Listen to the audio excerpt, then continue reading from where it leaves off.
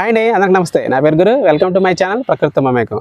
ఈరోజు మన గార్డెన్లో ఈ స్ప్రింక్లర్ల పుణ్యమా అంటూ మనకు ఆకుకూరలు భలే హెల్తీగా మంచి గ్రో అయినాయండి. అంతకుముందు మామూలు పైప్ పెట్టి తడిపేవాడిని, కింద మట్టి అంతా ఆకుల మీద పడి మొక్కలు కూడా కింద పడిపోవడం జరిగేది. కానీ ఈ స్ప్రింక్లర్లో ఒక 5 days నుంచి తడుపుతున్నాను. మంచిగా మనకి భలే హెల్తీగా తొందరగా గ్రో అయినాయి. ఇక పాలకూర మనకి కొయ్యదోటకూర రెడీగా ఉంది. ఈరోజు అది హార్వెస్ట్ చేద్దామండి. పాలకూర మంచిగా వచ్చింది.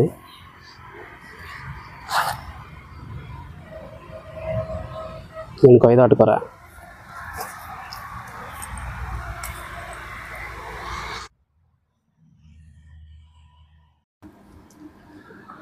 ఈ పాలకూర లేతగా ఫ్రెష్గా భలే ఉందండి.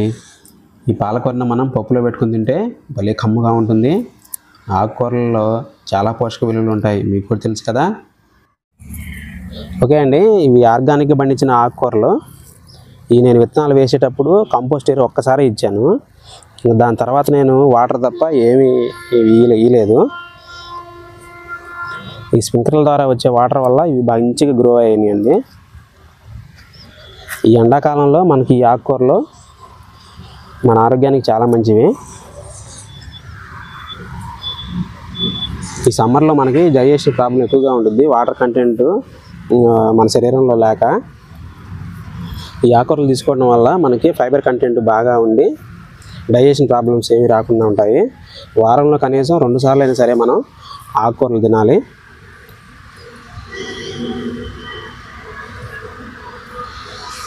ఈ ఆకుకూరలు పెంచడం కూడా చాలా ఈజీ అండి. మన ఇళ్ళల్లో కూడా కొంచెం వెడల్పాటి టబ్బుల్లో మనం విత్తనాలు వేసుకుంటే చాలా ఈజీగా వస్తాయి.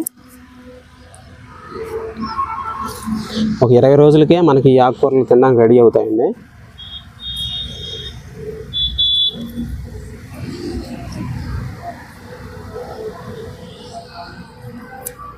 ఓకే అండి, ఈ ఆకుకూరలని కట్ చేసినాక మళ్ళీ సజ్జీస్తాను నేను. ఇవి చూసారా, నేను తిన్న పుచ్చకాయ విత్తనాలు వేసా. పుచ్చకాయ మొక్కలు మనిషిని. ముందు ఇక్కడ మిరప సాల్ట్ పెట్టాను. సో వాటి నుంచి పడిన విత్తనాలు చిన్న చిన్న మొక్కలు వచ్చినాయి.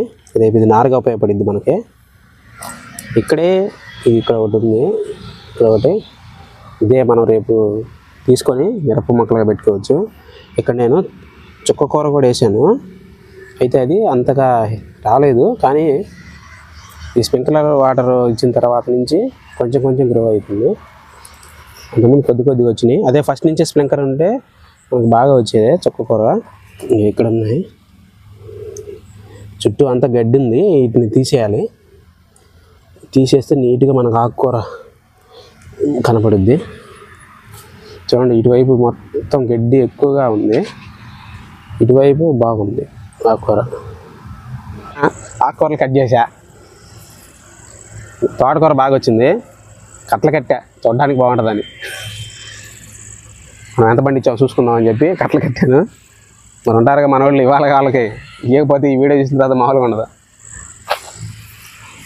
అండ్ బాగా హెల్తీగా, మరి అంత బాగా ఎక్కువ పెరగకుండా మంచి లేతగా మీడియంగా మంచిగా ఉంది. భలే టేస్ట్ ఉండిద్ది,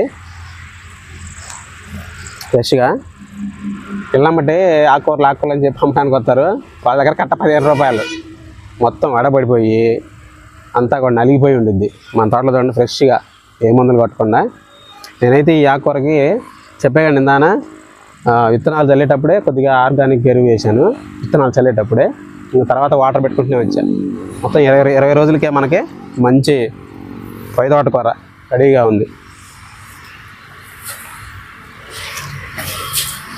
చూసారా, చూడండి పాలకూర కూడా మీకు చూపించడానికి అట్లా కట్టాను. చూడండి, ఇది కూడా మంచిగా వచ్చింది, ఎక్కువ ముదరకుండా.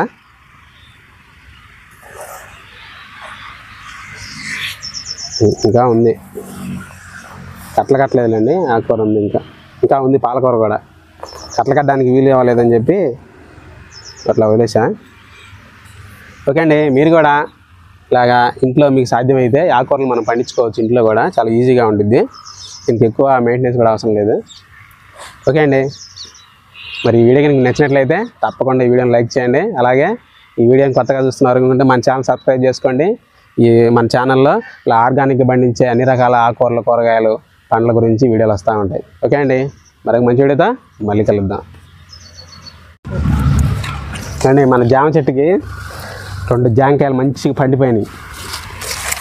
చూడండి జామకాయ అసలు చూసారా, అసలు మంచి భలే రంగులో ఉంది. నేను తింటే ఉంటుంది, మంచి టేస్ట్ ఉంటుంది. ఇంకొక కాయ కూడా ఉంది, ఆర్గానిక్గా పండిన కాయ కదా, కడగట్లాగా నేను తినేస్తున్నా. తెల్ల జామ పండు, తెల్లగా ఉంది.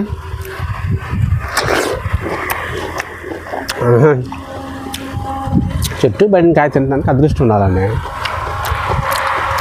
ఇలా మన చేతులతో మనం వేసిన మొక్కకి ఇలా జామ పండు వచ్చింది, ఇలా పండిన కాయ తినే అదృష్టం ఉండాలి.